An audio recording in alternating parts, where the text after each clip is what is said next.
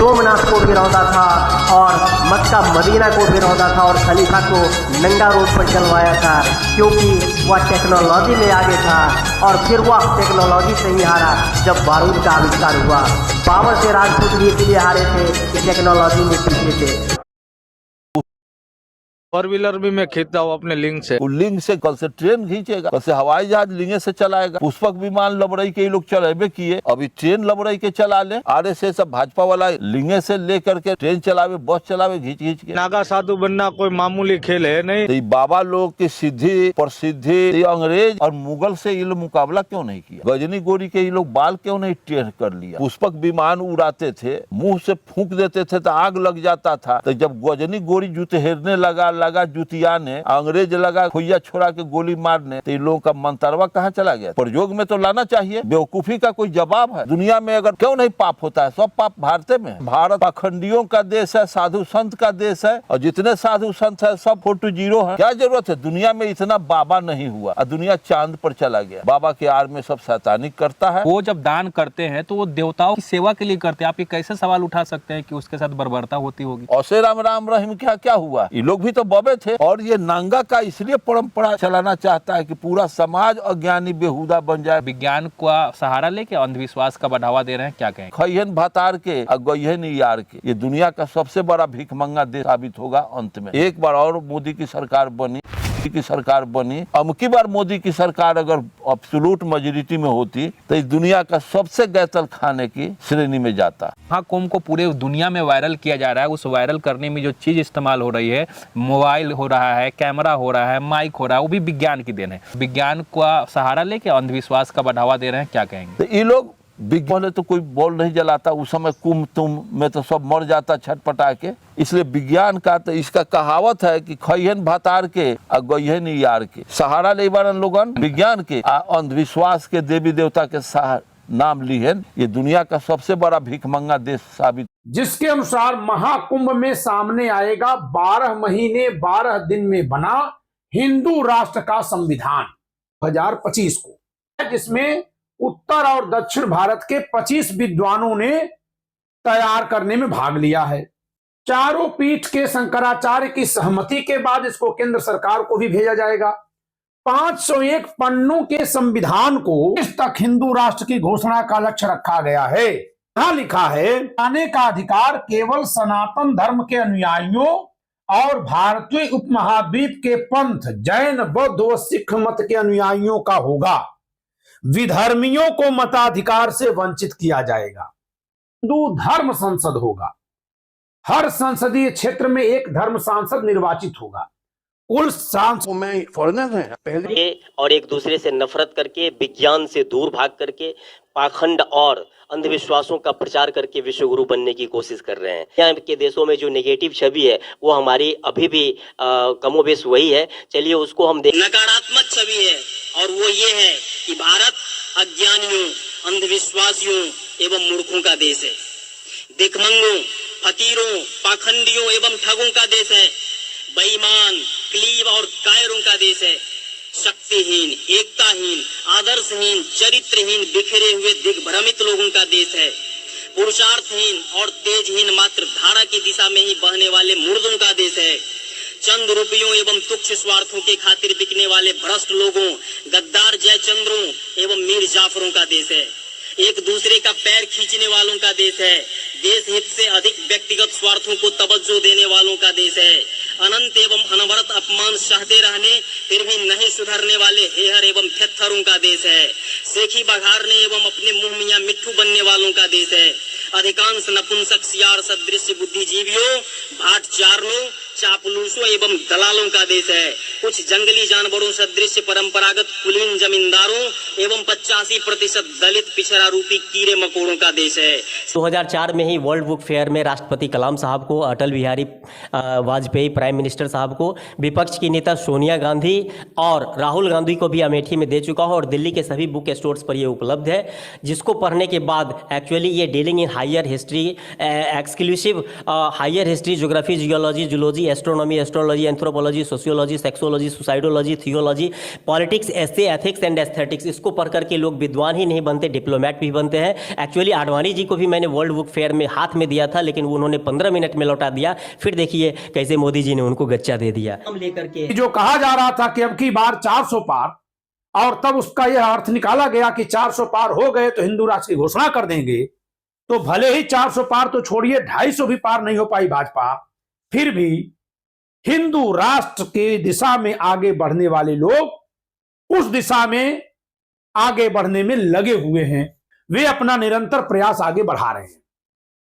मैंने चांद और सितारों की तमन्ना की थी, मैंने चांद और सितारों की तमन्ना की थी, मुझको रातों की सियाही के सिवा कुछ न मिला, मैंने चांद और सितारों की तमन्ना की थी।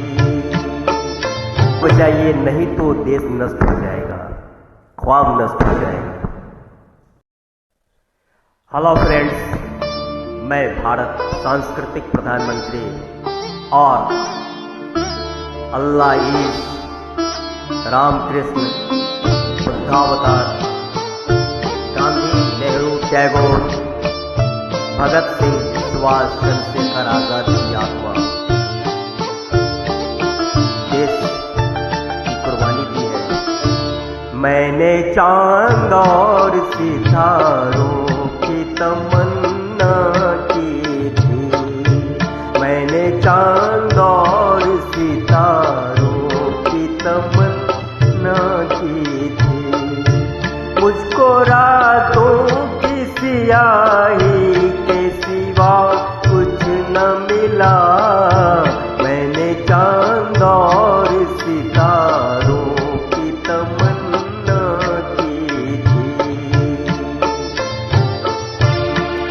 यहाँ इन हुतात्माओं ने एक्चुअली देश की आज़ादी के लिए अपना सर्वस्व निछावर किया था, लेकिन बदकिस्मती से देश पर सियार जैसे मैं वो नगमा हूँ जिसे प्यार की महफिल न मिली, मैं वो नगमा हूँ जिसे प्यार की महफिल न मिली, वो मुसाफिर हूँ जिसे कोई भी मंजिल न मिली, वो मुसाफिर हूँ जिसे कोई भी मंजिल न मिली, जख्म पाए हैं बहारों की तमन्ना की थी, मैंने चांद और सितारों की तमन्ना की थी। जी हाँ, आजादी के समय में जिस रुपये की कीमत था $4 बराबर $1, आज 89 रुपया बराबर $1 हो गया है। और इधर के दिनों में तो और बहुत ज्यादा। किसी गेसु किसी आंचल का सहारा न मिला, किसी गेसु किसी आंचल का सहारा न मिला, रास्ते में कोई धुंधला सा सितारा भी नहीं, रास्ते में कोई धुंधला सा सितारा भी नहीं, मेरी नजरों ने नजारों की तमन्ना की थी, मैंने चांद और सितारों की तमन्ना की थी। जी हाँ, रातों की स्याही, नफरत नफरत, दंगा, घृणा, ये एक्चुअली हमने तो ख्वाब देखा था कि हिंदू, मुस्लिम, सिख, ईसाई भाई भाई, मानवता भाई भाई, क्योंकि चाहे राम को हो, कृष्ण को हो, अल्लाह को हो, ईश्वर को हो, सब तो एक ही है। या रघुपति राघव राजा राम और अल्लाह ईश्वर तेरो नाम। लेकिन इस देश में नफरत के जरिए बैक गियर में लाया जा रहा है। मैंने चांद और मेरी राहों से जुदा हो गई राहें उनकी, मेरी राहों से जुदा हो गई राहें उनकी। आज बदली सी नजर आती निगाहें उनकी, आज बदली नजर आती है निगाहें उनकी। जिसे इस दिल ने सहारों की तमन्ना की थी, मैंने चांद और सितारों की तमन्ना की थी। यहाँ देश के प्रति व्यक्ति इनकम में आज़ादी के समय में जितना अंतर था उससे कहीं हजारों गुना अंतर हो गया है। एक में अमीरी और एक गरीबी। प्यार मांगा तो सिसकते हुए अरमान मिले, प्यार मांगा तो सिसकते हुए अरमान मिले। चैन चाहा तो उमग, चैन चाहा तो उमगते हुए तूफान मिले, तूफान मिले। डूबते दिल ने किनारों की तमन्ना की थी, मैंने चांद और सितारों की तमन्ना की थी। मुझको रातों की सियाही के सिवा कुछ न मिला, डूबते दिल ने किनारों की तमन्ना की थी, मैंने चांद और सितारों की तमन्ना की थी। मुझको रातों की सियाही के सिवा कुछ न मिला, मैंने चांद और सितारों की तमन्ना को बचाइए, नहीं तो देश नष्ट हो जाएगा, ख्वाब नष्ट हो जाएगा। सांस्कृतिक प्रधानमंत्री और अल्लाह ईश रामकृष्ण बुद्धावतार गांधी, नेहरू, टैगोर, भगत सिंह, सुभाष, चंद्रशेखर आजाद की आत्मा ने अपनी जीविका के लिए सब उपाय रचे हैं और कहीं इस तरह के श्राद्ध क्रम नहीं होते हैं, क्योंकि और देशों में ब्राह्मण है ही नहीं जो गाय की पूंछ पकड़कर बैतरणी पार करावें। कुछ ब्राह्मण पुरोहित तो इतने दुष्ट और कामी थे कि लिखा, नटी, सन्यासिनी, वेश्या, धोबी, नाइन, ब्राह्मणी, शूद्रा, ग्वालिन, मालिन, ये 9 कन्याएं गुप्त साधना के लिए प्रयुक्त होती हैं। अब आप चांडाली तू स्वयं काशी प्रयागाश्चर चांडाली काशी धाम के समान है, चमाइन प्रयाग धाम है, कंजरी अयोध्या धाम है और धोबिन मथुरा धाम के समान है। इनके साथ समागम करो और मोक्ष प्राप्त करो। ये है इनका घृणितम रूप। कुल मिलाकर इनका वेद काल का सब कुछ विक्षिप्त मानसिकता का प्रदर्शन है। और ग्वालिन मालिन जितनी थी वो सब हो गई और इधर अनुसूचित जात को इन्होंने ऐसे ऐसे कह लिया। क्या ये सम्मान की हकदार नहीं है जातियां? इन जातियों को सम्मान नहीं मिलना चाहिए? जो मन पे आया तुम्हारा उठाकर लिख दिए। यही अगर उलट के ब्राह्मणी के लिए लिख दिया जाए या कोई शूद्र या इन जातियों का लोग अभी ब्राह्मणी के लिए लिख दिया जाए तो सारे जनेऊ टकराकर खटाखट सामने आके खड़े हो जाएंगे और पूरे ट्विटर फेसबुक जहां भी देखो चारों तरफ ये कैसे, ये इतना बड़ा गुंडा, इतना बड़ा माफिया कैसे बाहर घूम रहा है, ये लिखना शुरू कर दोगे। नार्यस्तु रमन्ते पूजन्ते रमन्ते तत्र देवता, यानी जहां नारियों की पूजा होती है वहां देवता निवास करते हैं। क्या ये बातें वास्तव में चरित्रार्थ थी, ये सत्य थी या नहीं थी? कि ब्राह्मण का घर का जो खाना होगा वो अमृत स्वरूप होगा, क्षत्रिय घर का खाना जो होगा वो दूध समान होगा, वैश्य घर का जो खाना होगा सिर्फ भूख मिटाने वाला होगा।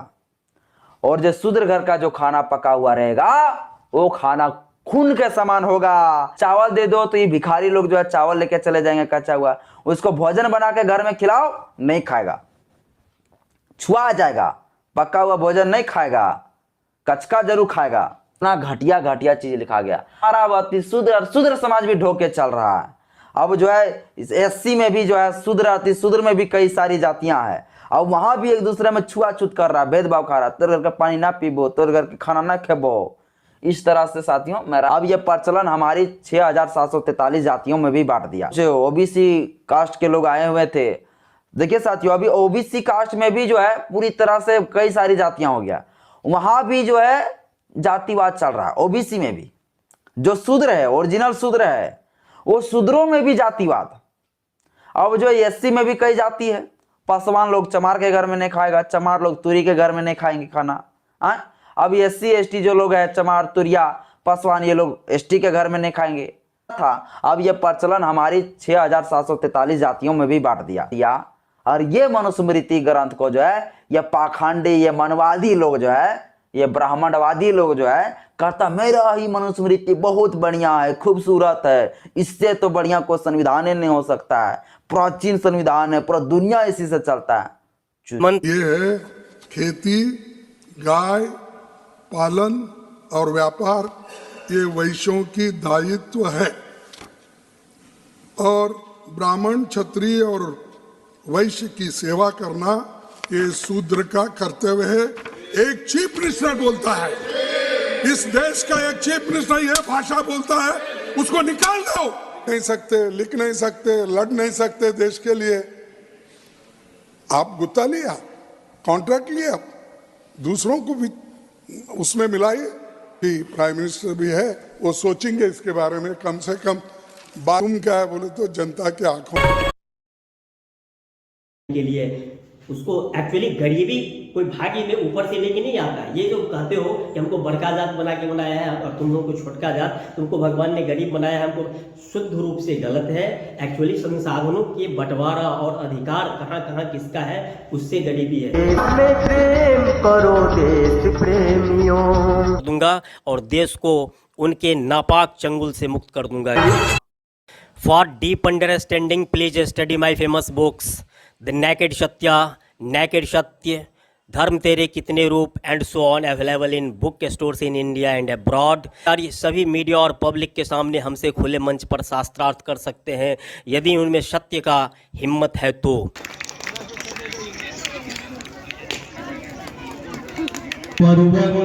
खुशबू देता है, सागर सावन देता है, जीना उसका जीना है, जो को जीवन देता है, मधुवन खुशबू देता है। झोंकने वाले और विदेशी शासकों के सदा एजेंट रहे ऐसे लोग आधार पर एक इस्लामिक राष्ट्र या हिंदू राष्ट्र, वो भी हिंदू राष्ट्र जो 15% विदेशी, निश्चित रूप से यूरोप और मध्य एशियाई गोरे लोगों का शासन अभी भी व्यवस्था में है, और 85% काले मूल निवासी जो Kurmi, Koeri, Yadav and so on, astro African, Australian जो यहाँ के मूल निवासी हैं, उसको गुलाम बनाए रखने के लिए उसको एक्चुअली गरीबी कोई भागी में ऊपर से लेके नहीं आता। ये जो कहते हो कि हमको बड़का जात बना के बनाया है और तुम लोग को छोटका जात, तुमको भगवान ने गरीब बनाया है, हमको शुद्ध रूप से गलत है।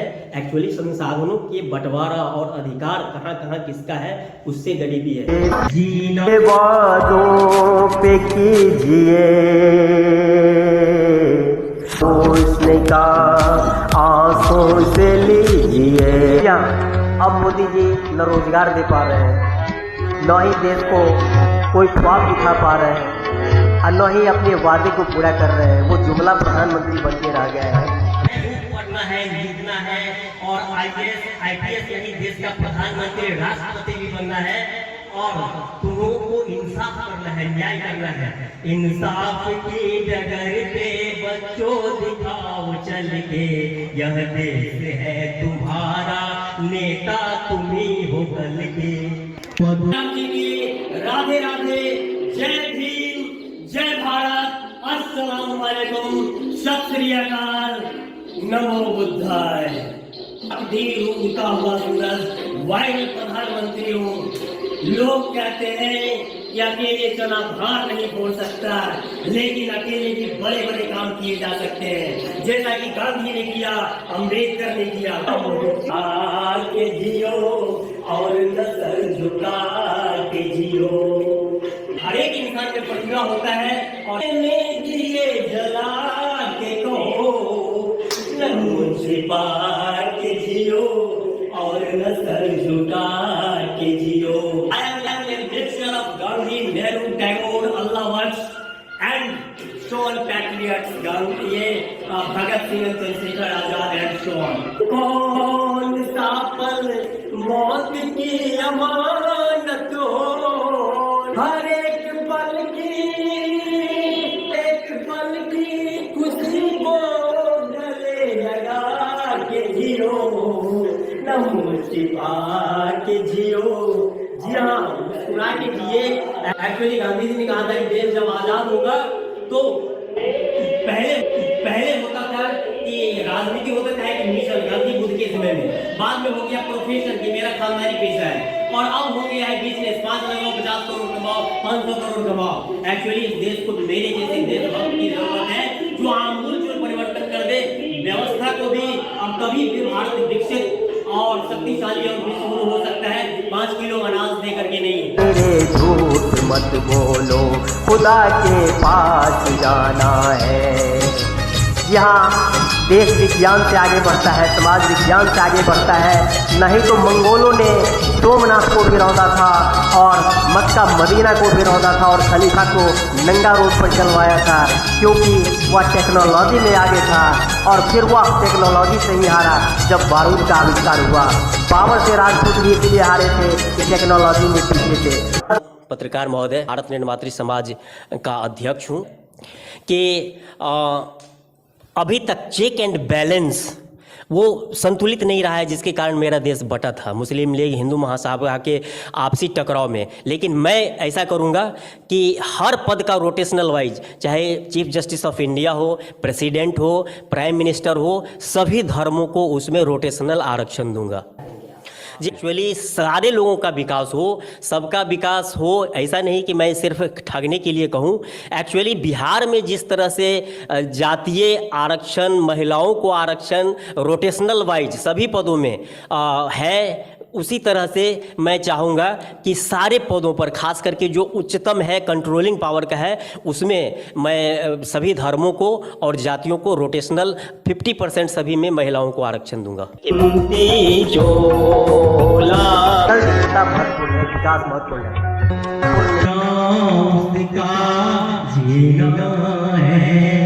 जो जीवन देता है, मधुवन खुशबू देता है। सांस्कृतिक प्रधानमंत्री, आज वादा करता हूँ मैं देश को बचाऊंगा।